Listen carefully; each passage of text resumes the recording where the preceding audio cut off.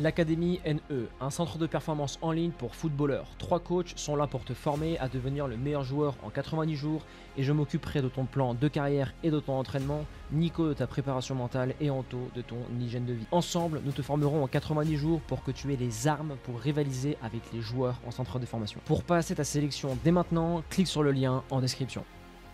Nico, aujourd'hui on va parler de plusieurs choses, euh, de, de Robert Pires, de l'analyse qu'il avait fait, enfin une sorte d'interview par rapport à la finale de 2006, et on va Yes. introduire dans cette analyse-là le regard des autres, que ce soit au travers de Robert Pires, mais aussi au travers d'un joueur, tu sais, le regard des autres. J'ai peur de m'entraîner à cause du regard des autres. Hier, on en parlait avec Yassin dans l'académie. D'ailleurs, c'est dingue, hein, je n'en ai pas parlé, mais quand on regarde, euh, un joueur dit je ne sais pas gérer la pression. Et ce qui se cache derrière ça, c'est toujours autre chose que de la pression. Et Yasser, c'était la peur du regard des autres. Donc, je Ouais. pense qu'on peut aller sur ce sujet-là et ben, je te laisse remettre dans le contexte la vidéo de Robert Pires et voir derrière, se rendre compte qu'il n'y a aucune humilité chez un joueur de haut niveau, c'est seulement de l'ego et c'est OK de rater. Ouais, ouais, en fait, la vidéo de Robert Pires, donc déjà pour situer ceux qui ne connaissent pas Robert Pires, ce qui serait un crime, c'est un champion du monde 98 qui a fait une grosse carrière à Arsenal. Pour resituer le contexte, bah, là, on parle de la finale 2000, ah, je l'ai plus, 2006. Oui, muscle Je crois ton que jeu, c'est. Robert. Les gens ont la ref. Ouais, ouais, non, mais je crois que c'est la finale 2006. Je juste doute sur Oui. l'année, au Stade de France, Arsenal contre Barcelone. Victoire 2-1 de Barcelone. Et en fait, ce qui se passe, c'est que Arsenal bah, se prend une passe profondeur. Le goal sort, tacle Samuel Eto'o, enfin, attrape le pied de Samuel Eto'o, carton rouge. Donc, Arsène Wenger doit faire un changement. Et à la 18e minute d'une finale de Ligue des Champions que tu joues dans ton pays, toi, en tant que Français, et bah, tu te retrouves à être le choix perdant, c'est-à-dire, bah, voilà, je fais rentrer le gardien remplaçant, Robert. Et là, en fait, il te décrypte ça, Robert Pires, et c'est hyper intéressant parce qu'en gros, tu pourrais te dire à ce moment-là, à ce stade-là, le mec, bah, il joue une finale, ils sont en mode on veut gagner, etc. Parce que là, tu peux marquer l'histoire de ton club. Il pourrait sortir en mode allez les gars, on lâche rien, etc., etc. Et lui, il sort, il te dit j'ai le masque, j'ai le seum. Si Arsène Wenger, il me parle, Arsène Wenger, tu vois, qui respecte de fou, qui est quand même un mec plutôt calme, etc. Il me dit là, je l'insulte. D'ailleurs, il vient pas me parler parce qu'il sait que je vais l'insulter. Et en fait, il dit j'ai un seum monumental. À la mi-temps, Arsenal mène 1-0 et parce qu'ils ont mis un but sur coup franc, etc. Donc, ils mènent 1-0 malgré l'infériorité numérique. Et là, il dit, en fait, moi, bah, je suis pas dedans, quoi. En gros, je suis content qu'on mène, mais en vrai de vrai, je suis pas dedans, j'ai l'impression d'être inutile. En fait, tu sens qu'en vrai de vrai, il ramène tout à lui. Il ramène tout au fait que lui, il est sorti, que oui, on gagne, mais on va gagner sans moi.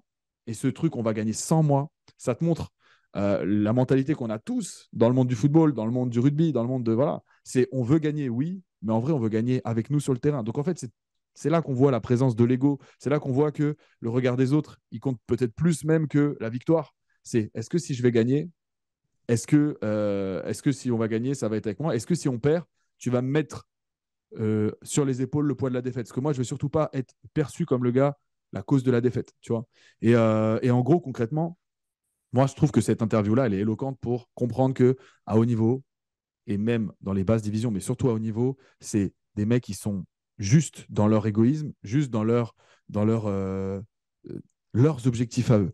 Et quand tu es dans le football sans être un petit peu comme ça, avec cette mentalité-là, tu pourrais dire, oui, mais c'est bien, tu fais passer l'équipe avant toi. Oui, mais tu te fais passer du coup derrière et il faut comprendre que tous les autres se font passer en premier.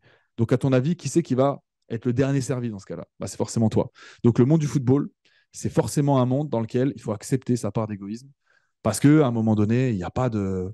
Il n'y a pas d'autres moyens, c'est les règles du jeu. Et cette interview-là, franchement, allez la voir avec Tony Chaperon, un ancien arbitre. Elle est hyper intéressante.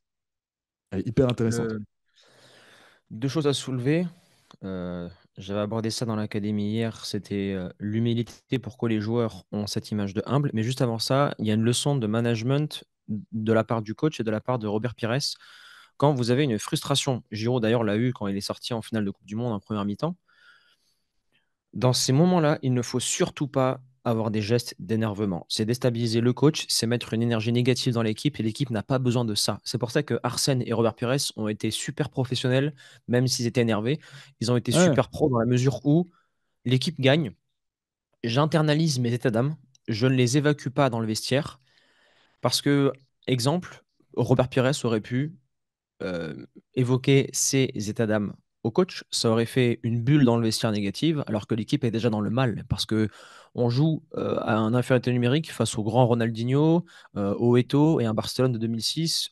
Encore heureux pour eux qu'il n'y avait pas Messi qui était blessé ce jour-là, mais ils avaient la grosse équipe. Donc management, ça c'est très smart et il faut penser ainsi. Après, à la maison, vous pouvez l'insulter, vous pouvez taper dans les murs, ça c'est OK. Deuxième chose, c'est qu'aucun joueur est humble. Chaque joueur est humble en image, mais ne l'est pas dans la réalité. Tu vois, Mbappé, ce n'est pas un joueur humble et ce n'est pas un reproche de ma part. Pour moi, ça doit Ouais. être, c'est logique. Tu sais, il dit ouais, lui là, il va pas la chercher. En mode, je suis trop fort pour ce gardien-là, pour qu'il aille aller chercher ce ballon. Et c'est OK. Les gens ne sont pas humbles. Enfin, les gens font les humbles parce qu'ils ont peur du regard des autres. Ils ont peur de prendre le retour du bâton. Ah, t'as vu, t'as trop parlé, maintenant t'es une grosse merde. Parce que plus tu parles, moins t'es humble, plus le retour du bâton est gros. Exemple, ouais, franchement, N'Golo Kanté, on peut pas lui en vouloir s'il a pas été bon. Regarde, il est humble, il fait son travail. Parce que il a réussi à protéger son manque d'humilité par son visage tout gentil. Alors que Kanté, c'est un joueur très méchant sur le terrain. Il y a beaucoup d'ego. Parce que pour arriver à ce niveau-là, on en parle souvent, Nico, mais il faut être un malade, il faut être un guerrier. Bah, il passe Donc, quand même de la R3 à la victoire en Coupe du Monde. Ça, c'est toujours pareil. Hein, oui, Coupe du Monde, je crois qu'il a gagné la LDC avec Chelsea, il a gagné Ouais. l'Europa League, il a tout gagné, le mec. Donc, à un moment donné, tu ne passes pas de la R3 à la Coupe du Monde, à la LDC, sans être persuadé au fond de toi que tu es meilleur que les autres, sans te dire le titulaire, c'est moi, sans te dire un tel, je le graille. Ben oui, mais il va le dire, il va peut-être pas le dire ouvertement ou peut-être dans le cercle proche. Et je pense, par exemple, tu as dit Mbappé, je pense qu'Mbappé, pour le coup, lui, il s'en cache même pas d'être. Il fait, C'est OK, il hein. fait, il fait même pas le faux humble, en fait. Il va te dire. En fait, moi, ce que j'aime bien avec Mbappé, c'est que la plupart du temps, il te dit où il en est, les objectifs qu'il a en tête. Et en fait, en affichant ses objectifs, il affiche son ambition, son arrogance, entre guillemets. Et je pense qu'il s'en cache même pas. Il y a plein de mecs, par contre, qui font justement les humbles, qui font voilà, les mecs en mode ouais, non, l'équipe avant tout, j'ai mis un triplé, mais bon, c'est bien pour l'équipe. Non, en vrai, à la fin, lui, il est là, il pense à sa prime de but, il pense à ses stats perso, et c'est normal, tu vois. C'est juste que devant les journalistes, ils vont être en mode bah ouais, il y a l'équipe qui passe avant, etc., etc.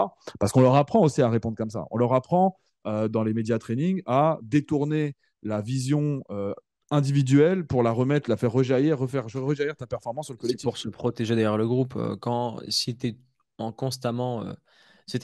Quand tu as Cristiano Ronaldo dans ton équipe, ce qui est très intéressant, c'est que lui prend toute la pression pour l'équipe et il porte tout sur ses épaules. euh, et lui, ça lui va. Mais dans les médias training, ils t'apprennent toujours à te cacher derrière l'équipe, à te protéger derrière le groupe. C'est ce que fait Didier Deschamps, hein, dès qu'il y a une individualité ou à la Coupe du Monde, il y avait le drama Benzema, comme quoi il pouvait jouer, mais en fait non, etc.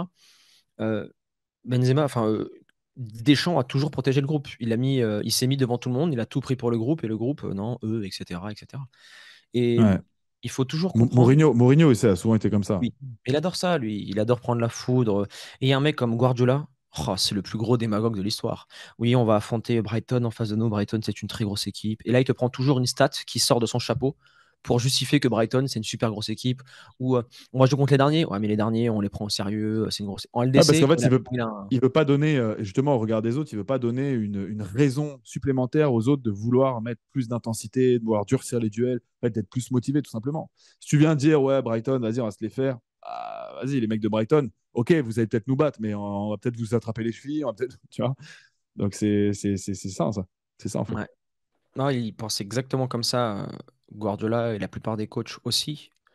Luis Enrique, non, il était un peu plus frontal. Hum, Mais voilà, la règle générale, c'est le manque d'humilité et c'est dû justement à la protection. Les joueurs ont peur, ont pas peur de mettre en avant leurs objectifs, ils ont peur des conséquences négatives. Et là, on peut en parler, Nico, c'est de la peur du regard des autres sur les conséquences négatives d'une contre-performance. Ouais, non, c'est clair. C'est clair. C'est lourd. En gros, ce qu'il faut prendre conscience, c'est que tu es dans un contexte, quand tu fais du foot, qui est euh, hyper oppressant. C'est-à-dire que la moindre de tes actions, elle va être scrutée par 10 joueurs avec toi sur le terrain, par des remplaçants, par des observateurs, par un coach, et on va tout le monde avoir un avis sur est-ce que c'était bien joué, est-ce que c'était mal joué, est-ce que si, est-ce que ça. Il y a un match, tu vas être le héros, tu vas faire l'unanimité, et le match d'après, tu vas faire un non-match et tu vas être complètement décrié. Et en fait, pour se blinder dans un contexte où c'est les montagnes russes de comment on te voit, de voilà, bah, on est obligé à un moment donné de combler par quelque chose. Il y a des joueurs qui malheureusement comblent ce contexte par, du coup, ça me fait augmenter la pression. Parce qu'effectivement, il y a un alignement interne qui n'est pas bon, un alignement, on va dire, identitaire, tu vois, bah, moi, j'ai quelque part pas le droit de rater parce que nanana. Et en fait, ils se donnent des raisons. Pourquoi est-ce qu'ils n'ont pas le droit de rater? Et en fait, quand tu te commences à donner des raisons qui commencent souvent par il faut que, je dois, voilà, ce genre de phrases qui commencent comme ça, souvent, c'est des raisons que tu te donnes qui te disent en fait à quel point tu n'as pas le droit de rater, à quel point c'est interdit, à quel point la défaite est bannie, tu vois. Alors qu'en fait, le nerf de la guerre, c'est justement d'être à l'aise avec, Tu as avec la déjà possible pris le erreur, avec problème à la défaite. l'envers, Nico, en prépa C'est-à-dire, mentale. C'est-à-dire, ok, Nico, tu as peur du regard des autres, ça marche. Euh, Tu fais quoi dans la vie? Je suis footballeur, d'accord. Et quand t'es footballeur, t'es voué à jouer en public? Oui. Ce qui veut dire que ta peur est alignée avec ton niveau de football. C'est-à-dire qu'aujourd'hui, si tu as peur du regard des autres, ça veut dire que tu es un footballeur qui est bon, ça veut dire que tu es un footballeur qui joue en public et que tu es une personne qui a le courage de rater à chaque match. Est-ce que tu as du respect pour cette personne-là qui joue sur le terrain et qui est prêt à remettre son trophée et son niveau à chaque match? Oui. Et tu vois, peut-être que prendre le niveau à l'envers et faire prendre conscience aux joueurs que ce qu'il fait, c'est déjà une chose que personne ne fait. Je ne sais pas si en prépa mentale, on peut le voir de ce côté-là, mais c'est faire prendre conscience à la personne que ce que tu fais, c'est déjà bien. Le regard des autres, après, ouais, on travaille, on isole ça après, tu vois. Je sais pas. ouais, non, non, mais ça peut être le cas, effectivement. Tu peux prendre les choses à l'envers. Après, moi, je préfère que la personne, entre guillemets, elle se mette en tête qu'elle a le droit de rater. Donc, ça revient à dire, ouais, c'est déjà bien ce que tu fais, que l'erreur fait réellement partie du jeu et qu'en fait, ne chercher à l'éviter, c'est comme, je sais pas, éviter l'inéluctable. C'est comme si tu dis, oh là là, je voudrais absolument éviter le jour de mon anniversaire. Je voudrais pas prendre un an. Bah non, mais il va arriver ce jour-là, tu vois. L'erreur va arriver. Et en fait, c'est toujours une capacité à la gérer, une capacité à lui donner du sens. Et quand le sens, c'est ah bah du coup, si je rate, plus personne va m'aimer, entre guillemets. Si je rate, on va me prendre pour une arnaque. Si je rate, nanani, nanana. Le sens et la conséquence de l'erreur, elle est trop grande. Beaucoup trop grande. Donc du coup, rater, c'est pas une option. Donc oui, il y a des moments où rater, c'est pas une option. Mais si tu es en mode avec cette option dans la tête, genre je peux pas rater, bah, quelque part, c'est ce qui va provoquer ton échec puisque tu vas être crispé tout simplement par l'éventualité de rater. Et ça, c'est vraiment une logique où il y a un moment où ça devient le principal travail d'un joueur que de travailler sur ça. S'il n'y a pas ce travail-là, bah, le regard des autres, il te bouffe en fait. Il finit Mm. par absorber ton jeu en fait, par absorber ta personnalité sur le terrain. Et du coup, tu deviens lisse. Dans ce cas-là, le vrai problème, ce n'est pas le regard des autres. Le vrai problème, et j'ai l'impression que c'est le problème, et c'est le cœur de chaque problématique en préparation mentale, c'est l'échec, le rapport à l'échec. Comment Ouais. aujourd'hui, en tant que joueur, je peux aimer l'échec? Par exemple, je travaillais avec une personne à l'époque et j'ai dû me séparer d'elle parce que c'était une personne qui n'acceptait pas l'échec et qui avait peur de l'échec. Conséquence, elle ne passait jamais à l'action. Elle mettait 3 mois pour faire un mini boulot. Ouais. Et pareil pour les différents joueurs. La peur de l'échec traumatise. Moi, j'étais un enfant comme ça. J'adorais dessiner les dinosaures quand j'étais petit. Et je dessinais un dinosaure et dès que je ratais une ligne, je déchirais la feuille, j'en prenais une autre. Mhm. Je déchirais une feuille, j'en prenais une autre. Et jusqu'au moment où ma mère m'a dit Antoine, t'as un stylo, t'as une feuille, t'en auras pas d'autre. Et là, et ben en fait, mon dinosaure, pour la première fois, je l'ai terminé. J'ai fini mon boulot en 30 minutes. Certes, j'ai débordé, mais quand tu as terminé quelque chose avec des erreurs, tu le refais encore mieux la prochaine fois. Ouais, c'est clair. Et C'est clair. si on n'accepte pas l'échec, on ne pourra jamais avancer. Avant de me marier, j'ai eu des dizaines d'échecs avec les nanas. Dans le foot, pareil. Businessment parlant, pareil. Regarde les vidéos que je sors sur la chaîne, il y en a qui marchent, il y en a qui ne marchent pas. C'est le Ah non, jeu. mais c'est Et clair et net. ton niveau d'échec sera égal ton niveau de réussite. Plus tu rates, ça veut dire Mhm. plus tu vas essayer et plus tu pourras corriger derrière. Mais le problème, c'est qu'on est dans une culture aujourd'hui de euh, échec égale identité égale tu es mauvais. Et comment on peut corriger ça, Nico, et aller en profondeur? Parce que ça va aider beaucoup de joueurs hein, à passer outre. Ouais, non, c'est clair. Bah, pour moi, il y a cette dimension de, tu vois, tu l'as dit, tout est une question de perception. C'est pas l'échec en lui-même, c'est comment je le perçois. C'est pas la défaite en elle-même, c'est comment je la perçois. Et en fait, le regard des autres, c'est comment je l'imagine. Parce qu'en fait, le regard des autres, il n'est pas réel. C'est pas un truc, oui, c'est factuel, les gens me regardent comme ci, comme ça. Non, tu imagines qu'ils te regardent comme ça. À part, et la limite, c'est plutôt bien quand des fois ça se passe, à part quand quelqu'un vient te dire frontalement ce qu'il pense de toi, au moins tu sais où tu en es avec cette personne. Et encore, si tant est que il ait su te restituer l'intégralité de sa pensée, ce qui n'est pas souvent le cas, parce que si vraiment le mec il vient et il te dit frontalement ce qu'il pense de toi, c'est peut-être aussi qu'il est dans l'émotion. Bon, peut-être qu'il n'a pas réussi à te dire vraiment l'intégralité de ce qu'il pense. Bref, mais c'est toujours, en fait, quand on a un problème souvent de regard des autres, c'est que souvent on a un problème d'estime de soi, on a un problème de je me vois pas très très fort, et en fait, où j'ai des failles, et en fait, tu imagines que les autres les voient. Si tu imagines que un tel, un tel, un tel, un tel, forcément, il la voit, cette faille. Donc, du coup, ça, c'est, tu t'imagines, tu te fais un monde dans ta tête. Et c'est cette perception-là qui te mine, qui te mange. Il Et y a du coup, bah, l'inverse. l'échec, ouais, bon, moi, en tout cas, sur cette notion-là, c'est l'échec c'est une question de perception. C'est qu'est-ce que va vouloir dire l'échec dans ta tête? Ah, ça va vouloir dire qu'ils vont peut-être voir qu'en fait, je suis peut-être pas si fort dans tel secteur de jeu. Ah, et ça va vouloir dire qu'en fait, ils vont peut-être voir que j'assume pas la pression. En fait, ils vont peut-être voir que je suis stressé au fond de moi. Tu vois? Et ils vont peut-être voir que. Et voilà. Et en fait, c'est ça, la peur du regard des autres. C'est ça le truc de oh, ils vont m'associer comme ci, comme ça. Ils vont voir mes failles. Ils vont voir qui je suis. J'ai peur de montrer qui je suis. Alors qu'en fait, le but, c'est d'être à l'aise avec qui on est. Et dire, OK, je suis comme ça. Et alors? Tu vois?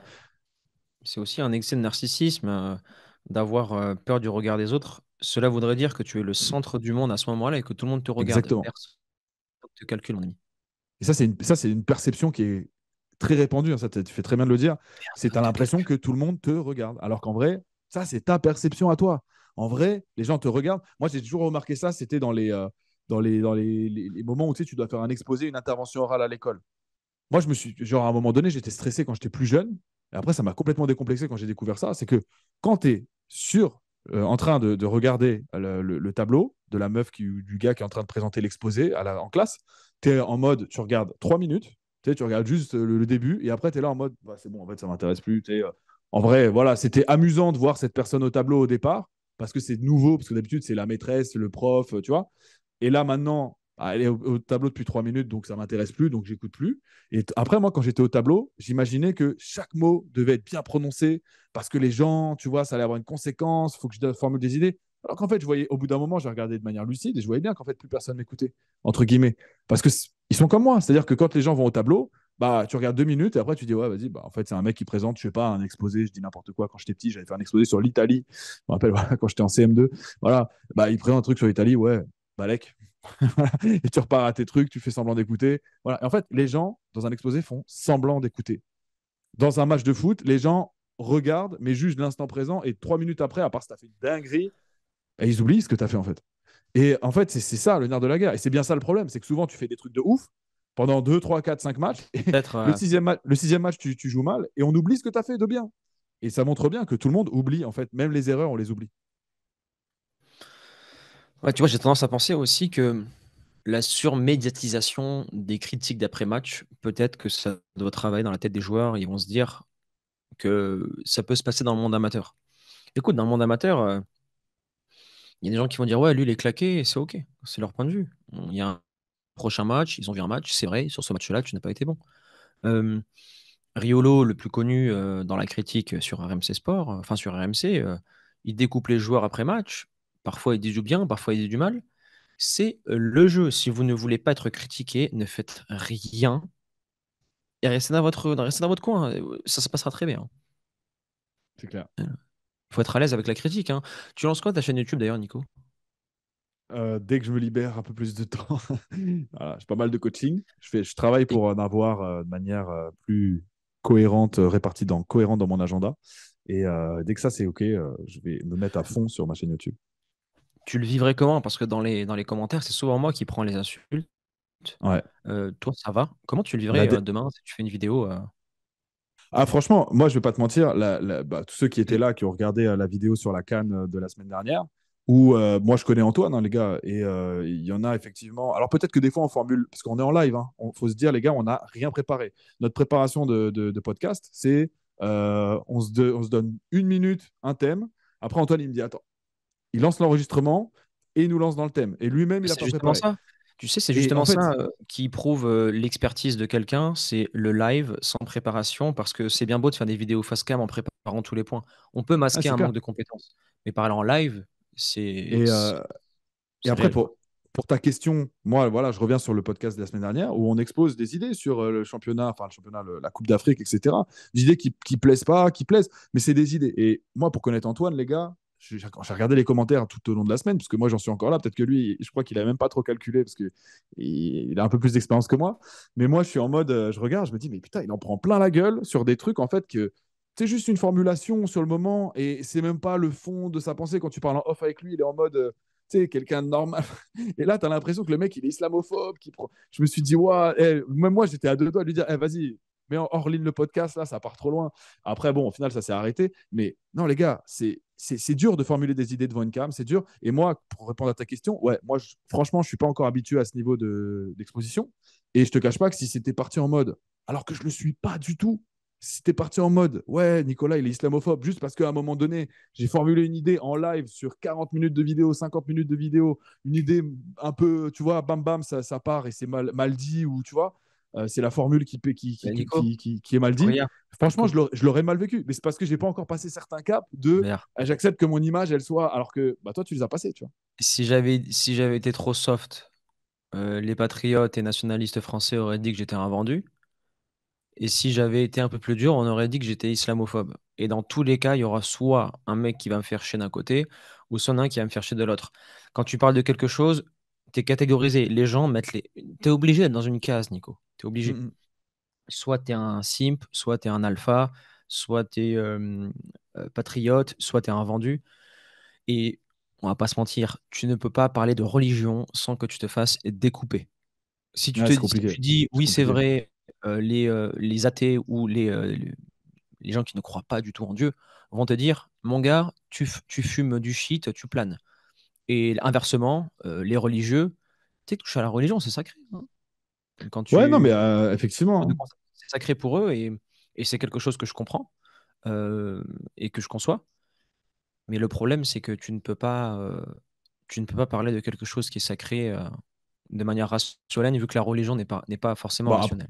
après, là, on n'avait même pas parlé de quelque chose de sacré. On parle de la Coupe d'Afrique des Nations. Je pense pas qu'on soit non Bien plus dans le sûr. sacré. Tu Après, sais, tu sais, de la même façon, on aurait parlé de l'Euro ou de la Ligue des Champions. C'est pas des trucs justement, sacrés, Nico, les gars. Ça, on n'est pas dans un c'est truc. sacré la Coupe d'Afrique des Nations pour un Africain. J'en suis sûr que c'est sacré.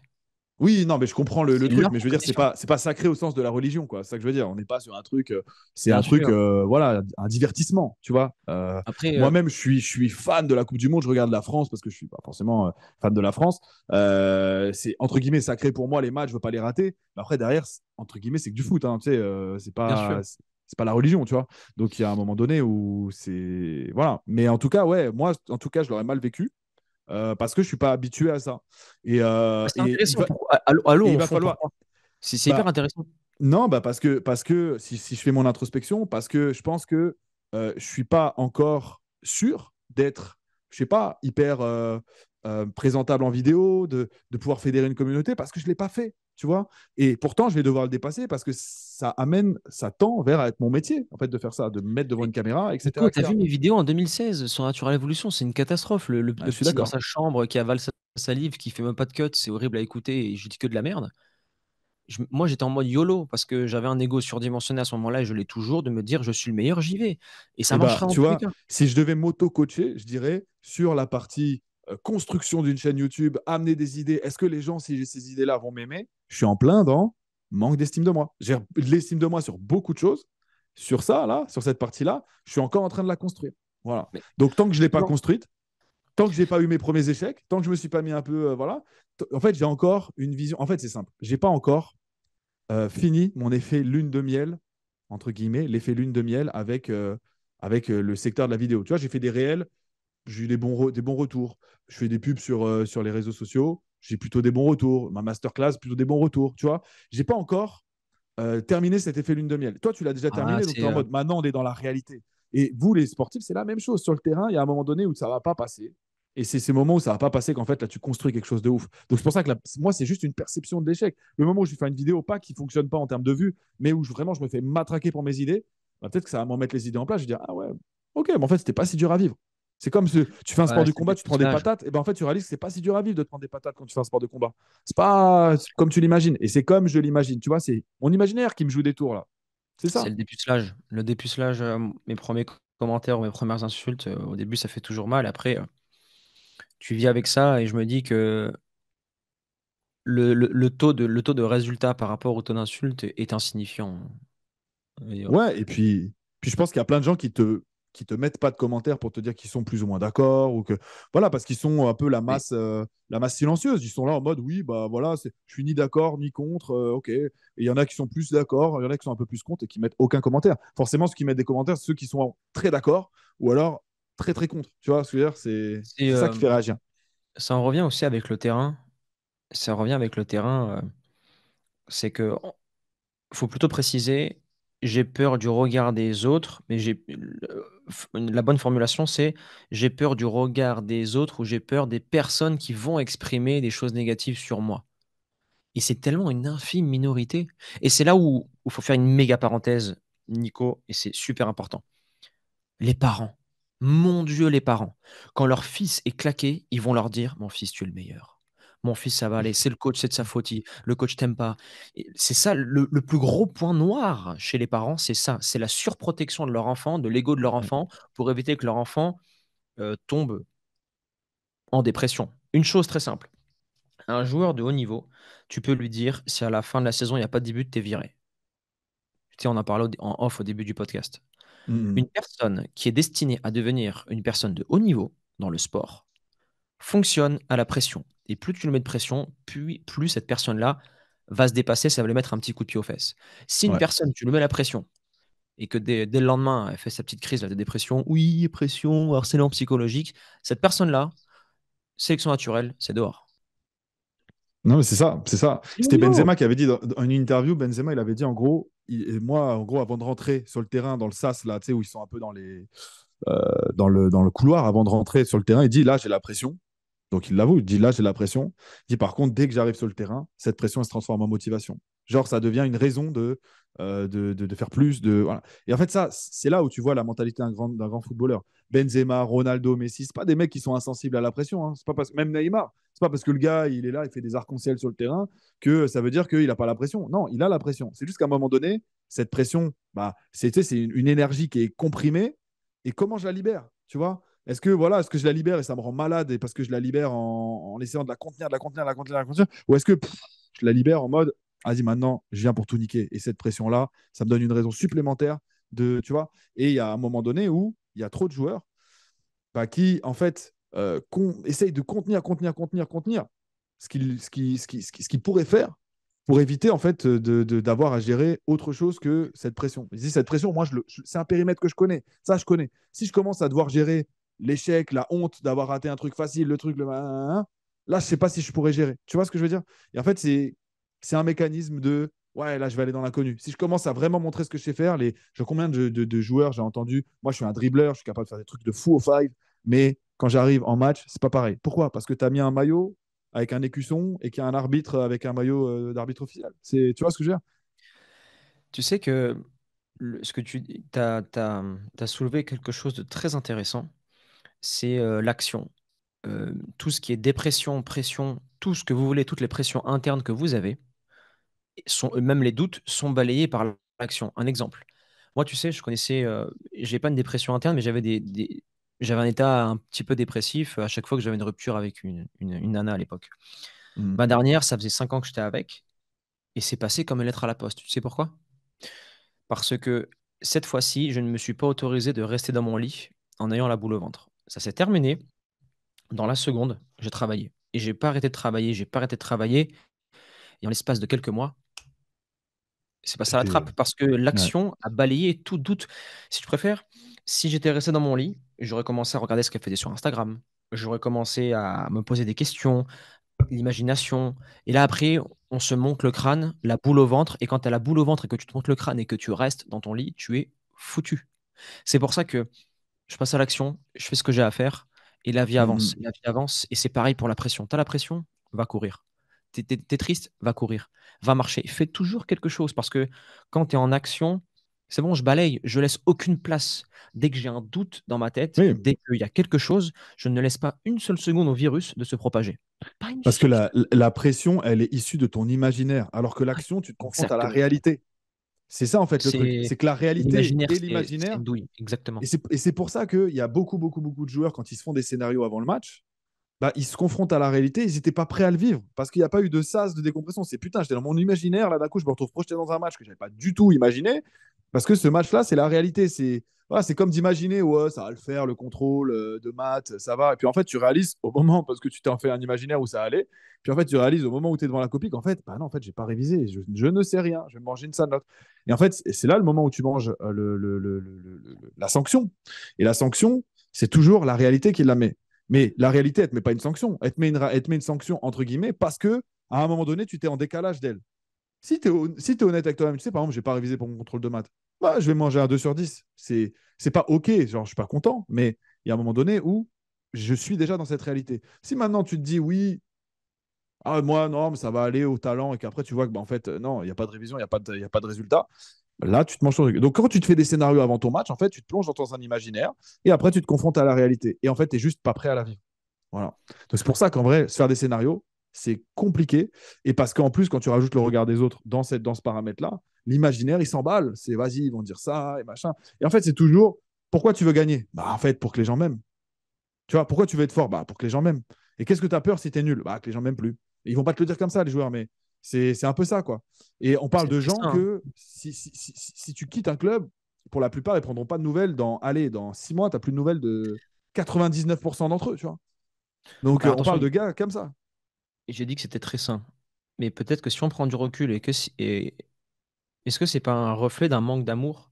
Si une personne a une famille qui lui apporte suffisamment d'amour, qu'il a en dehors du terrain l'amour qu'il lui veut, enfin l'amour qu'il a à la maison, pourquoi il voudrait qu'on l'aime? Pourquoi il voudrait avoir l'amour Ouais, non, bah des autres? puis même, en La fait, globalement, reconnaissance peut-être pour l'intérêt, mais l'amour, c'est, je c'est sais mes pas. soi-même, ouais, c'est mes soi-même. Après, je pense qu'il y a des familles aimantes, etc., nanana, qui peuvent donner des enfants qui ont la pression. Ça veut pas forcément dire grand-chose. Parce que je pense qu'il faut quand même dissocier l'amour que tu ressens à l'intérieur de toi et quand même ta capacité à être socialement intégré, socialement apte, tu sais, avoir des groupes d'amis, tout ça, nanana.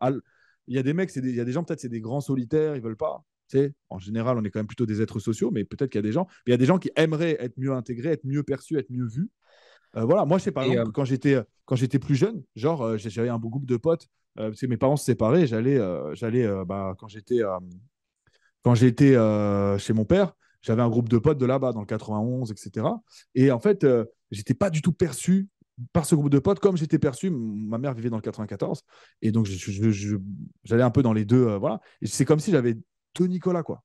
Il y en avait un dans le 94, je n'étais pas du tout perçu pareil. Dans le 91, j'étais perçu comme je sais pas, parce qu'en fait, c'était pas la même maison. Donc, ils pouvaient venir chez moi à 8, 9, c'était possible, tu vois, je sais pas comment dire.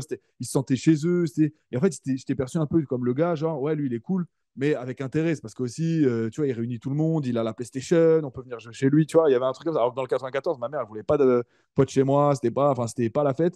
Donc, tu sais, j'avais une image beaucoup plus carrée. Alors que là, dans le 91, c'était vraiment genre, ouais, vas-y, Nicolas, on peut tout se permettre. Et tu sentais que j'étais un petit peu, quand j'étais plus jeune, genre un petit peu le mec, ouais, on t'aime bien par intérêt. Tu vois ce que je veux dire? Il y avait ce côté un petit peu là quand j'étais dans le 91. Après, c'était des vrais potes, etc. Mais ma place dans le groupe n'était pas du tout la même. C'était vraiment plus, voilà quoi. Si y a pas ça, est-ce qu'on sera avec toi? Je sais pas. Tu vois ce que je veux dire? Pour, Alors que dans le 94, non. Et ça montre que bah voilà, on a besoin d'être intégré, on a besoin d'avoir une place. Et quand la place qu'on occupe dans un groupe, elle n'est pas celle qui est connectée avec le reflet de soi-même, bah on est un petit peu mal. On n'est pas forcément complètement à l'aise. On n'est pas forcément voilà fier de nous d'être ça. Et en fait, il y a un moment donné où bah ça peut effectivement être l'indicateur que à ce moment-là, la personne ne se respecte pas suffisamment parce que peut-être qu'on lui a pas appris à s'affirmer, que peut-être qu'on lui a pas appris qu'il a besoin d'apprendre ça en fait. Tu vois ce que je veux dire? c'est, euh, c'est ma théorie sur la polarité de Zlatan Ibrahimovic euh, à appliquer en club amateur. Tu vois, un Zlatan, quand tu l'aimes, et quand tu le détestes, tu le détestes. Et lui, Zlatan veut un vrai amour de la part d'un club ou d'un public, et pas un amour que lui est allé chercher avec une fausse image, avec un manque d'authenticité. Sur le terrain, si les gens vous aiment, Jürgen Klopp, avant de gagner la LDC avec Liverpool, il a beaucoup raté, il a fait pas mal de choses, etc. Non, d'ailleurs, il n'a pas gagné. Si, il a gagné contre Chelsea. Non, il n'a pas gagné. Je me Jürgen Klopp? rappelle plus. Si, non, il a Si, gagné. si, il a une Champions League, ouais. Il a une Champions League, Ouais, il a c'était un une championnat finale c'était une d'Angleterre. finale pourrie, je me rappelle, il y a eu 1-0, c'était horrible. Contre Tottenham, exact. Ouais. Euh, et les supporters adorent Jürgen Klopp, sont amoureux de lui. Parce qu'il l'aime avec ses défauts et il l'aime avec ses qualités. Tout le monde va rater sur le terrain, c'est normal. Apprenez à... Les gens vont vous aimer même si vous ratez. C'est normal, parce que sur le moment, il y a l'émotion, mais avec le temps qui passe, bah oui, qui n'a pas raté dans sa vie? Tout le monde, ok. Et on discute avec lui, on avance. Et n'écoutez pas le supporter ou le père des gens, etc. Ces gens-là sont... c'est facile de tirer sur l'ambulance et ça parle avec les émotions, mais rationnellement, vous faites des choses bien, des choses moins bien. Ne cherchez pas un amour, cherchez un amour authentique. Et c'est comme ça que vous allez avancer et vous sentir vraiment euh, que vous allez avoir l'estime du club. Mais regarde, il y a des joueurs très spéciaux qui sont adorés par le public alors que ce ne sont pas les meilleurs et qu'ils ont fait des boulettes. Qu'ils ont fait des boulettes. J'en ai pas en tête là. Tu dois en avoir. Steven Gerrard, regarde, il a fait la grosse boulette Ouais, ouais. Bon, après, il a contre. fait plein de trucs bien, C'était mais contre qui? C'était Everton ou autre, mais c'est une légende. Il est adoré là-bas. c'était Il arrive. contre Chelsea. C'était Dembaba qui lui Ouais, prend le le titre ballon au a milieu de été terrain, manqué. là, et voilà. Ouais, Dembaba, Moi, je rajouterais à ce que tu dis, c'est les gars, ne visez pas la perfection. Il y a trop de gens qui sont dans des paramètres de perfection, et la perfection, ça met que la pression à un moment donné. Tu sais, t'es que en mode, ouais, je suis pas parfait. Mais qui a dit que tu devais être parfait pour être aimé? Qui a dit que tu devais être parfait pour être validé? Personne ne l'est. Toi, tu as validé combien de joueurs qui n'étaient pas parfaits et qu'à la fin, bah, tu avais pleine estime d'eux. Tu vois, tu étais là en mode, ouais, toi, je t'estime, je te respecte, tu vois, comme on pourrait dire. Ouais, lui, je le respecte. Alors qu'en fait, le mec est pas parfait. Et tu l'as accepté comme il était. C'est-à-dire qu'il y a des moments où il faisait de la merde, des moments où il faisait des trucs bien, mais à la fin, tu t'en finis avec une bonne image de lui. Et bah là, c'est exactement pareil. Toi, il faut que tu t'autorises à ne pas être parfait. Il faut t'autoriser d'avance, il faut que tu t'autorises à louper des choses. Et à partir du moment où ça, c'est en toi, c'est OK, et que tu n'essaies pas de coller à des paramètres de perfection, à un imaginaire qui n'existera jamais, bah déjà, tu peux jouer beaucoup plus sereinement, tu vois. Et Neymar, quelque part, pourquoi est-ce qu'il joue libéré comme ça, en dehors du fait qu'il est brésilien, avec peut-être une mentalité, une psychologie différente des Européens?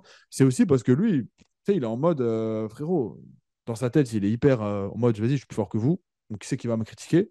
Donc déjà, grosse, là pour le coup, grosse estime de lui-même, tu vois.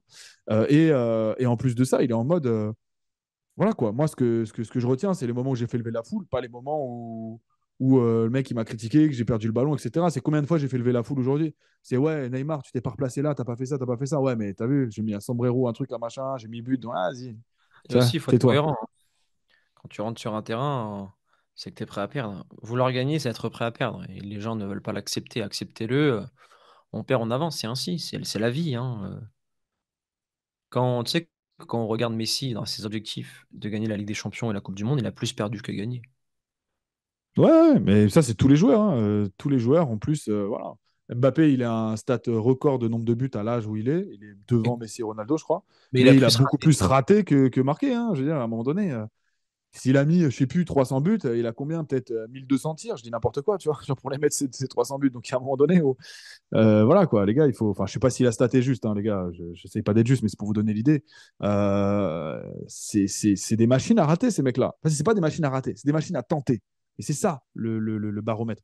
Et pour ça, il faut être effectivement libéré directement du poids de l'échec. De la même façon que ce qu'on parlait de moi, je veux faire des vidéos, je veux avoir une chaîne YouTube qui fonctionne. À un moment donné, bah, il faut savoir donner son avis, quitte à ce que ça ne plaise pas. Et c'est comme ça, en fait, finalement, que je ferai la meilleure chaîne YouTube possible. Si je fais un truc lisse, plat, vous allez dire, ouais, c'est cool, il donne des bons conseils, mais est-ce que tu cliques sur la vidéo dès que la vidéo elle sort? Non, tu te dis, Non, ouais, je regarderai quand j'ai le temps. quand on regarde toutes les plus grosses, les plus fortes personnalités, un exemple qui est dans l'air du temps, c'est Donald Trump. Je ne sais pas s'il va être réélu, mais ça tranche, hein. C'est noir ou blanc avec lui. Ça va droit au but.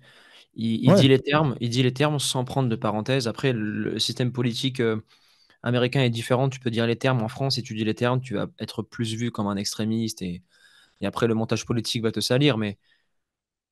Et Trump, quand tu es fan de Trump, et si tu regardes les vidéos des fans de Trump, ils sont fans de Trump. Et ceux ouais. qui détestent Trump détestent Trump. Et Nico, si tu veux réussir dans n'importe quel domaine de ta life, il faut que tu sois polarisant. faut qu'on t'aime ou qu'on te déteste. Ronaldo, c'est pareil. Messi, c'est pareil. Mourinho, Guardiola, tous les plus grands, parce que plus tu es polarisant, et plus ça veut dire que derrière, t'es compétent, t'as une forte personnalité, les gens te suivent pour ce que tu es et pas pour ce que tu laisses paraître Ouais. d'une fausse manière quelque part. Et voilà. Et faut Et, accepter ça. C'est et le jeu. ce qui est peut-être un bon conseil à dire par rapport à ce que tu viens de dire, c'est il faut être prêt. Voilà, les gens t'aiment ou te détestent, mais il faut pas chercher l'amour à outrance des gens.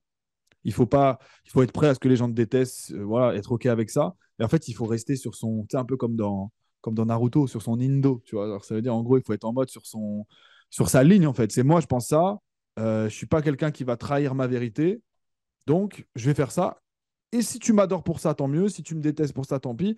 Et voilà, je vais faire mon truc. Et bah, ramener au foot, c'est bah, moi, j'ai un Indo, tu vois, comme dans Naruto. J'ai une vérité du foot, une manière d'exprimer mon talent, de jouer, etc. C'est ma manière. Oui, je peux la paramétrer en fonction des besoins du coach, etc. Un minimum, parce que bon, c'est pas non plus, on n'est pas seul sur le terrain non plus, faut pas abuser non plus. Mais par contre, je ne dérogerai pas au fait que sur le terrain, je vais jouer avec ma personnalité. Je vais jouer avec ma façon de jouer. Je vais jouer avec ma vision des choses. Voilà. Et si tu fais ça, bah ouais, il y a des gens qui t'aimeront pour ça, des gens qui te détesteront pour ça, et tu ne feras jamais l'unanimité. Mais par contre, toi, je pense que tu auras un grand sentiment d'alignement. Tu te diras, moi, je suis raccord avec moi, et c'est beaucoup plus simple d'avoir une connexion avec sa vérité. Et quand tu te demandes, en fait, globalement, si tu dois dire ça, faire ci, faire ça, c'est reviens à ta vérité. Et à partir du moment où tu restes branché sur ça, là, tu te trompes rarement. Regarde, en même temps, c'est être critiqué au final par tout le monde. Si tu ne prends pas de parti, les gens vont te mettre quelque part, ils vont trancher à ta place. Si tu dois dire les termes sur un sujet et que tu te dis oui, mais non, mais à la fois oui, mais à la fois non, t'es qui? T'as aucun avis. Personne va t'écouter au final et t'auras pas de fans et t'auras pas de vrais haters. Regarde, si on prend des exemples concrets de sportifs de haut niveau, et c'est ça qui font la réussite, il y en a un qui est en train de monter, qui est dans sa stratégie, qui est intéressant, c'est un Cédric Doumbé. Il tranche, c'est très fort, et derrière, il a résultat max. Après, il y a le contre-exemple. Je parle dans sa communication qui est peut-être le mec qui a l'image la plus ouf, finalement, dans le monde du football que je connaisse, mais qui finalement a jamais pris position sur rien, c'est Zizou, Zidane. Zidane. Mais par contre, sur le terrain, Tu sais pourquoi? ah, il tranchait avec une immense personnalité. C'est-à-dire que là, sur le terrain, il n'y avait pas de. C'est autant il était lisse, il est lisse en dehors du terrain, autant Mais sur c'est le une terrain, volonté de sa part. C'est une volonté de là, sa part, il Nico, est parce que s'il ouvre sa bouche, il va couper la France en deux. Ouais, non, mais voilà, c'est ça que je veux dire. C'est que lui, il a réussi ce numéro d'équilibriste de mettre tout le monde d'accord quasiment Et quand tu es. et et voilà. Mais par contre, sur le terrain, ça passe par il a une aura de fou et il joue, tu vois, son indo, son truc, sa vérité à lui. Ah là, il en déroge jamais. Il n'y a pas un moment donné où tu as vu Zidane, oh vas-y, je vais prendre la Il peut balle, je pas. sors de mon truc. Il fait son Zidane, truc tout le mais temps. Tu veux du Zidane, il te donne du Zidane tout le temps. Tu vois, regarde, sur un terrain. Bon, maintenant, il est à la retraite, mais. Zidane a réuni Gérard de la Corrèze avec Mehdi du 9-3. Ah non, c'est ouf. Et pour un Algérien, enfin pour un Franco-Algérien, c'est quelque chose de possible au travers d'un sport sans ouvrir sa bouche de manière politique. Parce qu'il y a eu jusqu'en 62 la guerre d'Algérie. Ce qui divise l'Algérien et le Français sur la terre, sur le sol français à l'heure actuelle. Les Algériens qui grandissent connaissent l'histoire et logiquement ils prennent parti pour leur patrie et pareil pour les fils de Français qui ont connu la guerre là-bas, chacun a leurs histoires, etc. Si Zizou il ouvre sa bouche, il va diviser une des deux parties. C'est logique. Et tu peux pas t'exprimer Ouais, là-dessus, ouais. Nico. En fait, si tu parles de ce sujet-là, tu ne peux pas avoir les deux dans la poche. Tu ne peux pas. Ce n'est pas Oui, oui. possible. Non, mais après sans aborder ce sujet-là, tu sens que vraiment C'est c'est pour ça quelqu'un qu'il est lisse. voilà, qui a vraiment la quête d'être le plus lisse possible. Et Exact. ça marche. Là, ça a marché. Tu vois, Bien c'est sûr. rare, mais ça a marché. Et je pense Mais pas par qu'il ait, contre, je pense pas qu'il mais, aime ça aussi. Zizou, il protège beaucoup sa famille, il est très discret et il a raison. mais comme je te dis, moi ce qui a fait sa grande force à Zidane, c'est que par contre, il n'est jamais sorti de sa vérité. Genre, le regard des autres n'a jamais pesé sur ses décisions. La preuve à son dernier match où il faut faire une panenka, je viens me réinventer, je sens que c'est ça qu'il faut faire, je fais la panenka, c'est une finale de Coupe du Monde. Et alors, tu sens qu'en Et fait, s'il il avait trahissait raté, pas on sa n'aurait rien vérité. dit, hein. Bah oui. Enfin, Bah, on aurait regarde, peut-être peut-être non, un peu de regarde, ça même pour il a mis certains un coup trucs. de boule. Il a mis un coup de boule. Bon, Sagnol a dit qu'il en voulait énormément, qu'il a fait preuve d'égoïsme. Bah, regarde, une preuve d'égoïsme. Il y a beaucoup de personnes qui vont dire oui, Zizou, je l'adore, il est très humble. Très humble, Zizou. Il est méga égoïste. En finale de Coupe du Monde, il a mis un coup de boule à un mec, il a fait sauter la nation entière. Non, et puis Zidane, les gars, c'était un mec sur le terrain, il prenait de la Hyper place, hein. nerveux. Oui, hyper nerveux, mais c'est surtout que je pense que dans son équipe, il est humble si tous les ballons passent par lui. Je pense que si à un moment donné, tu commences à trop esquiver Zidane dans les circuits de construction, je pense qu'il va vite te rappeler à l'ordre. Il va vite, hey, prochaine fois, tu me la donnes. Et en fait, c'est facile d'être humble quand tout le monde, entre guillemets, joue. Je sais pas si tu as vu, en équipe de France, il y avait un culte Zidane, ce qui est logique, hein, parce qu'il est tellement fort. Moi, c'est mon joueur préféré, donc voilà, avec Ronaldinho. Donc, il y a un moment donné où il était tellement fort. Bah, Lizarazu, Makelele, tout ça, nanana. Il y a Zidane dans une zone. Je la passe à Zidane direct. Même au Real Madrid, avec les Galactiques, le mec le plus respecté du vestiaire, c'était Zidane. Genre, même Beckham, il dit putain, c'est un truc de ouf, je joue avec Zidane. Même Figo, putain, franchement, je joue avec Zizou. Ronaldo, tu vois. Et après, Zidane va dire aussi, c'est un truc de ouf, je joue avec Figo, etc. Mais tu sens que celui qui était vraiment, genre, le mec dans cette équipe-là, c'était Zidane. Genre, putain, Zidane, il a le maillot de la Casablanca, ça, c'est un truc de ouf. Genre, je pense que les supporters, ça devait être un truc de ouf. Après, ils ont dû kiffer Figo et ça, il n'y a pas de souci, hein. Mais Zidane, c'est un truc, je sais pas. Et ça te montre que, entre guillemets, il est humble, mais tout le monde joue dans son sens, tout le monde joue pour lui. Donc, à ce moment-là, être Zizou n'est humble, pas humble. c'est plus C'est une facile, entre image. guillemets. Et en vrai de vrai, sur le terrain, pour obtenir ce résultat-là, que tout le monde joue pour toi, c'est qu'à un moment donné, non, t'es pas humble, tu as montré aux autres, en fait, Bien sûr. une forme d'arrogance, tu as montré que tu étais meilleur. Et pour accepter de montrer que tu es meilleur, bah, c'est qu'à un moment donné, il faut qu'en toi, tu y crois. Hein. C'est que, vas-y, je suis meilleur que lui, je vais lui montrer. Et après, peut-être qu'après une interview, dans ses façons de communiquer, là, il y a de l'humilité. Mais sur le terrain, avec le ballon, avec les pieds, c'est gars, je suis 10, 15 niveaux au-dessus de toi et je vais te montrer pourquoi. Prise de balle, tic, ah, ok. Ah, Mais mais tu pour sais, reprendre le ballon et faire ce qu'il a fait en quart de finale contre le Brésil, faut clairement dégoupiller mais l'humilité on et va avoir un pas se ego mentir. tranquille. Toi, tu Tout à fait, as, hein. été footballeur, j'ai été footballeur. Par exemple, si tu fais un five contre des mecs qui sont un peu moyens, on va pas se mentir, si tu sais que tu es au-dessus, tu vas avoir envie de le montrer directement. Et on sait très bien, nous, footballeurs un peu expérimentés, comment en quelques touches de balle montrer qu'on est au-dessus. Tu vois ce que je veux dire? Moi, les five comme ça, là où il y avait des mecs moyens, c'était les moments où, les 5 premières minutes, attendez les gars, je vais vous montrer que je suis au-dessus de vous. Donc Ah non, là, moi j'ai un ego encore plus fort. Je me mets tu avec fais les tes joueurs prises de moyens balle, et tu je fais, monter une équipe. hein? Non, mais ce que je veux dire, c'est que ça, était dans le match, t'es lancé. Tu vois que les gens sont moyens, tu connais pas. Là, tu as envie de montrer donc sur les prises de balles, tac, tac, tac, et t'as pas dit un mot, t'as pas dit, hé, toi, t'es une merde, hé, toi, moi, je suis plus fort que Je toi. suis pas C'est d'accord avec toi sur ce point-là, Nico, par contre. prise de balle, je te montre en fait je te montre ma qualité. Voilà. Et comme ça, en fait, il n'y a pas de débat. Genre, je t'ai pas dit un mot et je t'ai montré que tu étais au-dessus. Que j'étais au-dessus de toi. Zidane, c'est comme ça qu'il a agi toute sa carrière. Tu veux débat entre toi et moi? Ok, prise de balle, boum. C'est bon? Alors, Ah, ouais, j'avoue, t'es chaud. tu as oublié de rajouter une nuance, c'est des joueurs moyens qui se pensent forts. Parce qu'un Ah joueur oui, moyen qui sait qu'il est moyen, moi, au lieu de l'écraser, je vais dire, OK, vous êtes moyen, on va mélanger les équipes et moi, je vais aller avec les joueurs moyens et on va essayer de construire quelque chose de meilleur pour battre les meilleurs. Ça, c'est vraiment un vrai challenge. ouais, Par ouais. contre, s'il y a un joueur qui est moyen et qui commence à faire le barbeau, là, à ce moment-là, en 2-3 minutes, on va le remettre à sa place. Non, mais oui, bien sûr. Après, à un moment donné, c'est de la communication. C'est un mec qui n'a pas les qualités et qui s'invente des vies. Oui, tu lui dis, ah, vas-y, fais des passes. Nan, nan, nan. Mais moi, en tout cas, ce que je veux dire, c'est comment Zidane il a fait et d'où vient son arrogance. C'est parce qu'en fait, au fond de lui, il est là. Allez, je suis plus fort que vous. Je vais vous Ouais. montrer. Et à un moment donné, il va pas le dire avec des mots, il va le dire avec une prise de balle, avec un contrôle orienté. Et là, il fait des trucs, forcément, que plein de gens, 99% des joueurs du terrain, ne savent pas faire à ce niveau-là, à répétition, avec la répétition comme ça. Oui, une fois de temps en temps, mais lui, tu lui passes la balle, crochet, enfin, prise de balle, tout ça. Voilà, il le fait à chaque fois. Et à un moment donné, ben voilà, hein, t'as pas eu besoin de parler, t'as pas eu besoin de dire un mot. Pourtant, au fond de toi, ce qui a drivé ton truc, c'est je suis meilleur que toi, mais je te l'ai montré avec les pieds. Et c'est ça, en fait, que les gens kiffent auprès de Zidane, c'est qu'il n'y a pas de. Il parle pas. Et après, derrière, il a maintenu une image lisse, mais c'est basé sur, évidemment, une certitude de vas-y, les gars. Et il a raison, parce que c'est le cas. Donc, si tu as un Bien niveau sûr. de ouf, c'est ta mission, en fait, de devoir être ouf sur le terrain si tu as un niveau de ouf. Tu vois, maintenant, si tu as un niveau moyen, voilà, ça ne veut pas dire que tu n'as pas le droit de faire des choses, mais sois lucide. Ne te mets pas dans un monde imaginaire. Et là, à ce moment-là, tu vas devenir hyper efficace. Blaise Matuidi, qui fait une carrière finalement, pas au niveau de Zidane, mais tu sais, il joue dans la même cour, entre guillemets, c'est-à-dire qu'il fait la Juventus, il prend la Coupe du Monde, Blaise Matuidi, il prend des titres et tout ça. Donc, il fait partie de la catégorie des grands joueurs Zidane est bien évidemment au-dessus, mais je veux dire, il a réussi à se hisser dans la cour des grands, Blaise Matuidi, avec des qualités intrinsèques qui sont loin de celles de Zidane. Et pourtant, bah, il fait partie des légendes de l'équipe de France au même titre que Zidane, tu vois, pas au même titre, mais il fait partie des légendes, Blaise Matuidi. Voilà. Et pourtant, à la base, parce qu'à un moment donné, ce mec-là, il a son arrogance en mode je sais que je suis fort, mais par contre, je ne m'invente pas des vies, je ne vais pas mettre des passements de jambes, des trucs, des machins, ça, c'est pas moi. Les autres sont meilleurs pour que moi sur ça. Par contre, moi, il y a des endroits où je vais être fort sur le terrain. C'est ça. Et là, par contre, top niveau. Voilà, si tu t'inventes pas des vies, même avec un niveau moyen, tu peux aller très haut. Mais encore faut-il être connecté à la réalité. Si tu es dans une illusion et que tu t'imagines d'un niveau moyen que tu es le cador, bah là, tu vas jouer à côté de ce qui pourrait être la qualité première de ton jeu. Et voilà. Si Zidane il s'était inventé une vie de latéral droit de milieu défensif, bah, ça n'aurait pas été Zidane. Tu vois ce que je veux dire.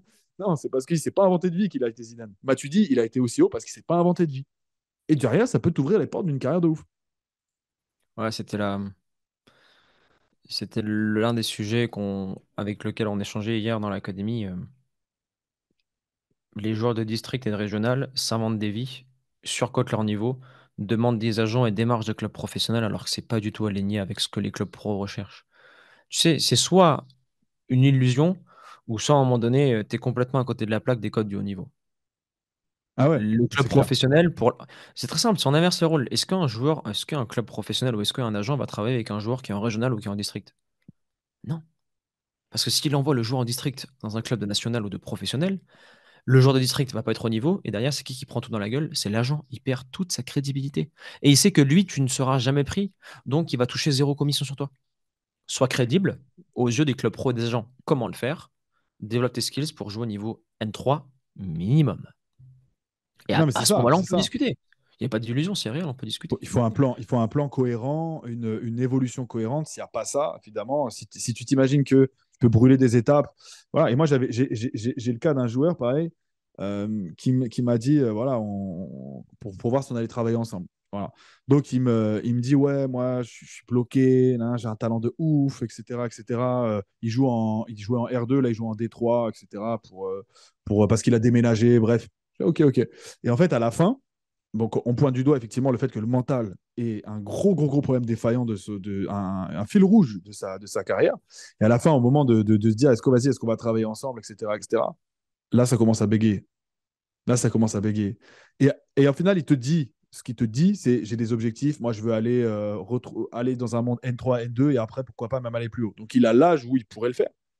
Mais tu sens qu'après, il n'aligne pas la- les besoins. euh, En fait, c'est que des mots. Tu vois, c'est que des mots. On est que dans, ouais, c'est le blabla. Moi, je me vois là, je me vois super fort. Et après, quand il faut passer à l'acte et valider par, voilà, collaborer avec un prépa mental, etc., investir sur soi, c'est de ça qu'on parle. Tu l'as Ah, pas découpé en deux. Qu'est-ce que tu fais déjà pour aller à l'objectif? Tu l'as pas dit non, ça? bah, parce qu'en fait, ça a émergé après. En fait, Ok. au début, tout se passait bien, etc. Mais en fait, ça me fait remarquer qu'effectivement, quand tu es dans ce monde-là, tu es vraiment dans une faille spatio-temporelle. Genre en mode, il y a un monde dans lequel, Ouais. genre, tu n'as pas les compétences. Là, on parle de mental, parfois c'est physique, parfois c'est technique. Genre, tu n'as pas les compétences, mais tu aspires et tu clames haut et fort que tu vas aller là-haut. Mais c'est pas le clamer haut et fort qui va faire que tu vas aller là-haut. C'est de travailler tes compétences. Donc là, tu as l'occasion de le faire. Il faut investir un peu sur soi. Il pourrait le faire et il bégaye. Tu vois, Parce là-dessus, qu'il le veut pas vraiment, du moi coup. c'est parce qu'il ne le veut pas vraiment, parce que c'est que du blabla. Donc en fait, ces joueurs-là qui te disent oui, nanani, nanana, c'est une protection de l'ego. Ouais, je voudrais avoir un agent, alors je suis en départemental 1, c'est une protection de l'ego. Voilà, si tu veux vraiment être dans le truc, tu te lances dans la bataille, tu montes, tu passes les étapes, et à un moment donné, quand ça devient logique, voilà, si tu es directement dans une illusion, voilà, c'est comme si tu me disais, ouais, demain pour payer les loyers, bah, pour payer mon loyer, ce que je vais faire, c'est que je vais aller jouer au loto. Et voilà, J'allais et te le puis ça dire, va le faire. je parie sur le PSG, j'ai calculé sur l'année le 100 avec une cote à 1,01 ou une cote à 1,30. Si je parie toute l'année 100 sur le PSG, ça peut le faire, frérot. Ouais, voilà. Et ben là, tu es dans une C'est du illusion. Tu vécu, vois j'ai ce que je déjà veux dire? entendu ça, hein. C'est que tu n'acceptes pas la réalité. C'est que la réalité, c'est que tu gagneras pas à chaque fois, etc., etc. Donc, tu mises sur des miracles, encore une fois. Et je sais plus pourquoi on parlait de ça à la base, mais en gros, pour moi, c'est vraiment un grand fléau L'illusion. des joueurs pas de national, de district, etc. C'est que il y en a plein qui sont dans des illusions. Si tu Et te tu mets sais à pourquoi ils sont dans travailler l'illusion, Nico? sérieusement, Je sais non? pourquoi moi ils sont dans l'illusion. Ils ont entre 20 et 25 ans, ils ont déconné quand ils étaient en U14, U15, ils ont pas fait le taf. Et là, ils se disent, c'est bon, je me rapproche de la fin, faut que ça aille vite, faut que je me bouge les fesses. Et vu que ça Ouais. aille vite, ils pensent qu'il faut contacter l'agent et le club pro. Non, non, t'es trop tard, mon gars, Ouais, fallait bosser Le avant. chemin, le chemin, il est toujours le même. C'est genre, il y a pas de raccourci en fait, tu vois. Le Ouais, raccourci, c'est le travail entre guillemets. C'est-à-dire que si tu te mets pas au travail, voilà. Mais il suffit pas de se coucher tôt seulement et de bien manger. Il y a d'autres choses. C'est un ensemble de choses. Et ça, c'est plein de choses en fait, ouais. Et en fait, bah, si on en revient au sujet initial, le regard des autres. Du coup, qu'est-ce que fait ce joueur-là? Il sauve son image parce que s'il dit, je suis en Détroit.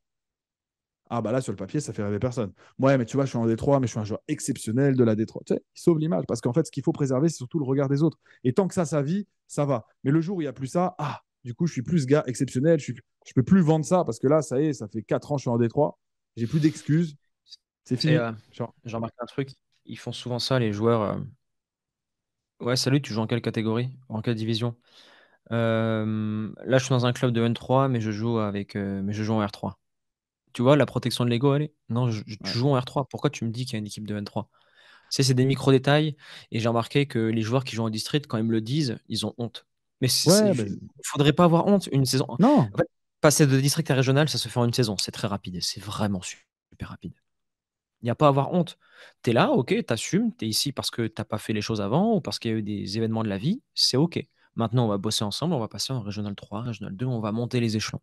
Accepte-le. Exactement. C'est ok. C'est pas Mhm. grave. C'est pas une honte. C'est le jeu. C'est une année dans ta vie. C'est pas. T'as pas 35 ans, t'es pas en Détroit, quoi. Tu vois, t'es pas le boucher du coin. Mais ne te mets pas dans la tête que, genre, demain, tu vas être en N3. Genre, ça peut arriver, mais c'est pas demain. Tu sais, il y a des étapes à passer. Il y a du travail à faire. Et voilà, si tu ne le fais pas, si tu es juste en train de miser sur des miracles, non, c'est mort. Mais voilà, ouais, c'est ça. Mais je les ai aussi, les gars, comme ça, hein. Genre, en fait, tu sens, en fait, à partir du moment où tu rencontres des joueurs qui commencent directement par justifier le niveau auquel ils sont, tu sens qu'ils sont mal à l'aise. Genre, voilà, je suis en Détroit, mais. Et là, ils te racontent toute une histoire pour t'expliquer qu'en fait, je suis en Détroit, mais c'est pas de la Détroit, on est vraiment dans une équipe, c'est niveau R1. Je suis en Détroit, Ok. mais avant, je jouais en R1 et tout. C'est juste que là, il y a eu des problèmes. Voilà, Je fais gros, c'est ton passé, toujours. j'en ai rien à foutre. Il y a, Aujourd'hui, t'es en il y a, Détroit, on il va y a te parler toujours de ça. des histoires où voilà, moi j'avais le cas aussi, je me rappelle d'un joueur, où d'ailleurs c'était l'objet de mon premier travail avec lui. C'était en gros, là il jouait euh, en l'équivalent de la N2 suisse, je crois que c'était ça, ou de la West, je crois que c'était ça. Je suis pas certain du niveau. Et en fait, il me raconte toute son histoire. Et en fait, tu sens que ce qui est le plus important, c'est pas maintenant. C'est, ouais, quand j'étais plus jeune, genre là, c'était un joueur, je sais plus, il avait une vingtaine d'années. À 14 ans, j'étais pisté par la Juventus. En gros, à 14 ans, j'étais quelqu'un. C'est Mais fini. là, maintenant, je suis plus personne. Et en fait, il a passé dans l'appel, pareil, pour commencer à collaborer avec moi, pour voir si on va collaborer ensemble. Il a passé, je sais pas, je dis virtuellement, 1 minute à me parler de maintenant et 15 minutes à me parler d'avant. Parce qu'en fait, la justification de qui il est, il la retrouve dans le passé.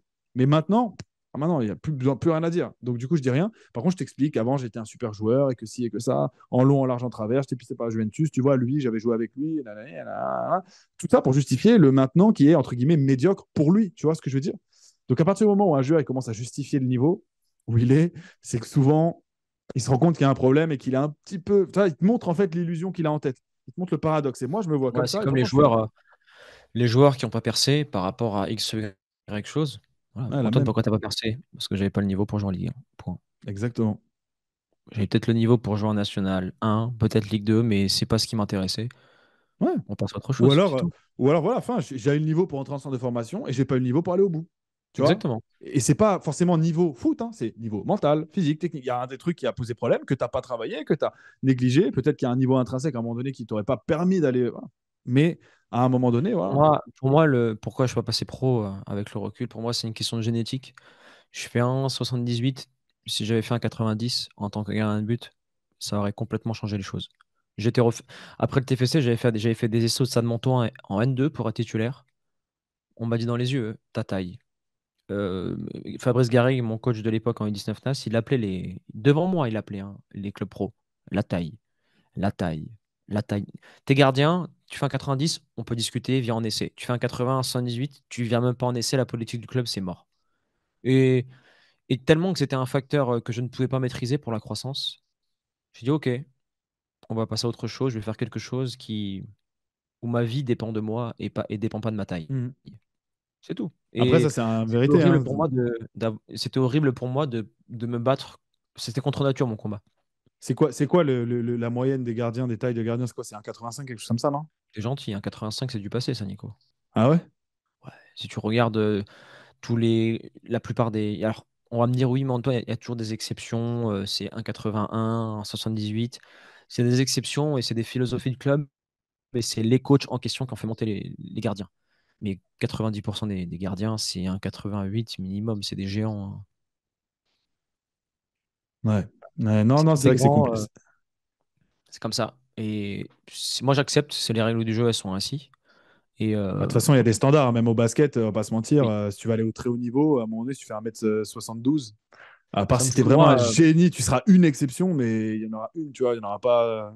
Voilà. Ça me foudroie les gens qui disent ouais, mais tu dis ça, mais regarde, il y a des exceptions. Exactement, il y a des exceptions. Et Moi, voilà. je n'ai Donc, pas ça veut envie dire d'être là. que l'exception, ça veut dire je mise sur un miracle. Ce qui peut être possible, hein, tu peux y Exactement, arriver, mais bien sûr. c'est incertain. Tu vois ce que je veux dire? C'est en mode, tu sens que c'est pas maîtrisé. Alors que tu Oui. vois, le Antoine même du passé, bah, si tu l'avais fait un plan dans lequel il commence en N3, il monte en N2, il commence à avoir des vraies références en N2, il monte avec son club en N1, après il revient en N1, on se dit putain, lui c'est pas mal, bim, tu vois, Ligue 2. Et tu peux y arriver en fait au même. Mais il faut être conscient Ouais, qu'en fait, pour toi, le chemin, il pour à sera la fin peut-être de un ta peu. carrière, repartir de zéro. Parce qu'à la fin de ta carrière, financièrement, tu Oui, seras pas non, abri, ta mais famille je aussi. Il dis faut pas que que tu c'est bien, repars à c'est mal, zéro. mais ce que je veux dire, c'est qu'il y avait un plan qui existait pour toi, Ah, mais mais c'était encore possible, faut-il oui. l'accepter. Encore faut-il que ça te convienne. Parce que Et c'est c'est. justement, Voilà. moi j'ai vu ce plan, j'ai fait le calcul, j'ai dit on arrête tout. On arrête tout. Ouais, Dans le business, je peux être le numéro un, notamment dans le domaine de la préparation physique. Au football, je peux pas être le numéro un. Moi, mon kiff, c'est dans les meilleurs. Je suis ouais. performeur. Je vais dans le domaine dans lequel j'ai plus de chances de réussir. C'est comme, tu sais, je faisais introspection l'autre jour. Moi, j'ai grandi en tant que latéral jusqu'à mes 12-13 ans. Ok. J'étais vraiment bon en tant que joueur latéral, etc. Et un jour, on m'a mis gardien. J'ai toujours été dans les buts avec mon père au parc bordelais, sur Bordeaux. Tous les dimanches, tu sais, entre deux arbres, il me faisait des bastos. Je suis bon en tant que gardien. Et là, je calcule, ok, j'aime pas énormément le poste de gardien, mais en tant que gardien, je peux signer au TFC. Je peux aller au Pôle Espoir et je peux aller le plus loin possible. Moi, j'ai fait un choix hyper rationnel par rapport à mon poste. Mais je préfère jouer joueur, par exemple. Bah, tu sais, Mais les arbitres jeunes, là, pas les arbitres jeunes, genre en mode je m'en fous un peu, je vais gratter 50 balles. Tu sais, les arbitres qui sont un peu ambitieux, jeunes, bah, c'est ça le calcul. Hein. C'est en gros, j'ai fait un peu de foot, je sens que je suis pas très doué. Par contre, dans l'arbitrage, il y a quelque chose à faire, je peux monter très haut, très fort. Et du coup, ils se donnent à fond. Et à chaque fois, je me dis, mais comment on peut devenir arbitre? Enfin, c'est quoi la vocation? C'est fou, moi, ça me paraît dingue, tu vois. Parce que tu es sur le terrain, mais tu joues pas. Tu sais, c'est bizarre. Tu sais, t'as pas d'influence, comment dire, tu touches pas le ouais, ballon, mais quoi. arbitre, tu sais que dans le fond, tu es le premier Mais par contre, spectateur des choses incroyables sur un terrain de ah football. non, mais ouais, non, mais c'est stylé, je comprends, mais je me dis, mais comment cette vocation, elle vient? Tu sais, moi, ça, pour le coup, là, c'est un truc, je suis complètement. Choix par défaut Euh, rationnel. ouais, voilà. Et en gros, voilà, j'avais parlé avec un mec, et au gros, il me disait, voilà, c'est soit je suis coach, soit je me lance dans le coaching en mode, je passe mes diplômes de coach, etc., etc., soit je deviens arbitre. Il faisait un peu les deux, là, il était jeune, je l'avais vu en formation de coach, justement. Il avait, je sais plus, 16, 17 ans. Il dit, c'est soit je suis coach, soit je suis arbitre. Et en fait, tu te dis, ah ouais, en fait, c'est des mecs qui sont hyper ambitieux, qui veulent exister dans le monde du football, mais qui se disent, bah, footballistiquement, j'ai pas ce qu'il faut. Ils sont honnêtes avec eux-mêmes. Donc, ils choisissent une Bien sûr. voie parallèle. Et là, il se dit, bah, un peu comme toi, là, ça peut m'emmener très haut. Après, c'est pas écrit que tu vas aller très haut, mais ça peut. J'ai mon destin en Ouais. main. Tu vois? Rationnellement, t'as plus d'opportunités rationnellement d'aller plus haut avec ça. Et pareil pour les entraîneurs, José Mourinho, qui lui avait le niveau Ligue 2, mais après il est parti plus haut en tant qu'entraîneur. Et pareil pour une grande majorité. Non, je te rejoins complètement là-dessus, Nico. C'est pour ça que votre choix footballistique, à un moment donné, il ne faut pas mettre tapis sur un miracle. Il faut C'est faire ça. des choix rationnels, comprendre les choses, comprendre le chemin. Et si tu es prêt à payer le prix, moi, j'étais pas prêt à payer le prix de faire 10 ans en attendant un miracle de jouer en Ligue 1. Ça se trouve, j'aurais joué en Ligue 1, hein, mais à quel prix, tu vois? Ouais, ou tu aurais été deuxième gardien, tu aurais été, enfin, tu sais, troisième gardien, tu sais, tu aurais été dans un groupe, etc. Bref, parce que tu aurais été épanoui. Ça, l'avenir ne nous le dira pas, du coup, mais il y a un moment donné où t'as tout dit, hein, de toute façon, il faut en payer le prix, en fait, c'est ça. Le payer le prix à tous les niveaux. Les regrets Ouais. potentiels versus ce que je peux gagner de. Voilà, et oui, tu auras peut-être des regrets. Peut-être qu'il y a une partie de toi qui est là, putain, le foot, quand même, voilà. Ou Non, peut-être tu j'en as ai fait le pas. deuil, mais, euh, mais voilà, quoi. Non, non. L'autre jour, je me pose la question parfois. Moi, tous les jours, je marche pendant 1 heure, je médite toujours. Aucun regret. Ça est à refaire, je le referai 100 fois. 1000 fois. Bah, après, tu es tellement chaud dans ce que tu fais maintenant, YouTube, tout ça, l'académie, que il n'y a pas de regret à avoir, en fait. Hein, tu vois? Il n'y a pas de Ouais, mais regret. Hein, c'est que... au-delà de ça, quand j'étais footballeur, j'étais arrogant, con, j'avais un QI négatif. Ça volait pas très haut, même ma façon de m'exprimer. Et en arrêtant le foot, j'ai pu développer des skills monstrueux. Ouais, non, Tu sais, c'est clair, c'est dans clair. un vestiaire, tu parles de quoi? Tu parles de cul, tu parles de play, tu fais un débat entre Cristiano et Messi, c'était ça à l'époque, hein, à Toulouse. Hein. Mais après, si on Ouais, supprime le foot de bah... nos vies, qu'est-ce qu'on discute de quoi? Est-ce qu'on développe quelque chose? Aujourd'hui, Ah, j'ai de toute développé façon, des skills de fou. il y a très peu de personnes dans le monde du foot que tu vas faire migrer dans ta vie sur d'autres. En fait, tu vas être avec ce mec-là pour parler Très foot, pour rare. jouer au foot, pour machin. Et en fait, c'est rare que des mecs deviennent plus, on va dire, intimes. Tu vois, je parle d'autre chose. C'est Bah, très, tu sais que très je dirais rare. pas les noms, hein. Je dirais pas les noms. J'avais au TEF, il y avait un de mes voisins de chambre qui allait souvent avec les professionnels du TFC à l'époque, dont un qui a joué au PSG, qui a traité t-shirt Laurent Blanc. Et ça vole pas haut, mon gars. C'est pas crête. Ça se résume à quoi? Gamos, Nana, faire la mala. Point. Ah Point. bah ouais, ça, il n'y a pas, y a pas, y a pas de mystère. C'est sûr que y a, dans l'eau, t'en as qui sont au-dessus de la mêlée, et t'en as aussi qui sont juste, Bah, ceux qui sont au-dessus de la mêlée, tu juste... les vois, ils finissent consultants. C'est des gens qui ont du recul, qui montent des boîtes après, qui gèrent des business. Ouais, ouais, ouais. Ouais, non, c'est clair. Bah, l'après-carrière, c'est vrai, raconte beaucoup de choses. Ou même, après, il y a Bien des gens sûr. qui sont pas au-dessus de la mêlée à 20 ans, et après, en grandissant, tu sais, Aussi, qui mûrissent, quoi, tu vois, qui bien mûrissent, qui sûr. deviennent quelqu'un d'autre. Parce qu'en fait, c'est toujours une question d'identité, c'est qui je suis, et Vraiment. ce qui je suis il peut évoluer. Hein.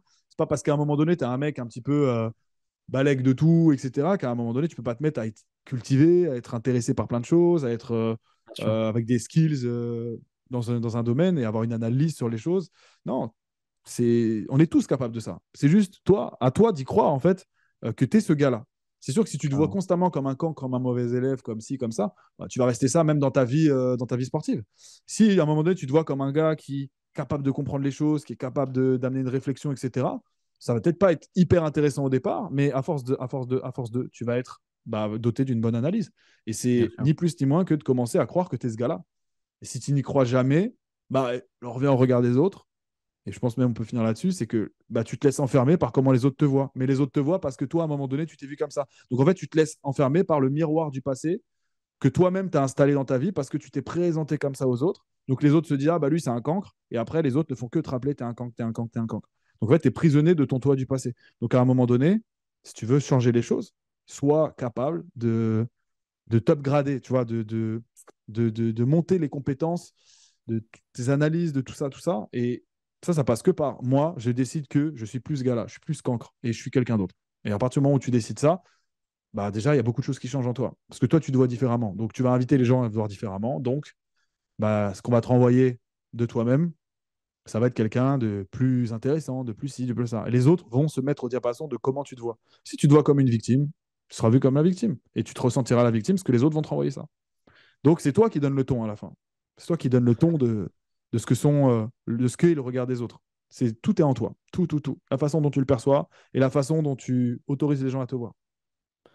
Merci Nico. La team, vous avez en description l'Instagram de Nico, le mien. Yes. Vous avez Yes. aussi l'Académie NE. Et merci, c'est le plus long podcast de la chaîne.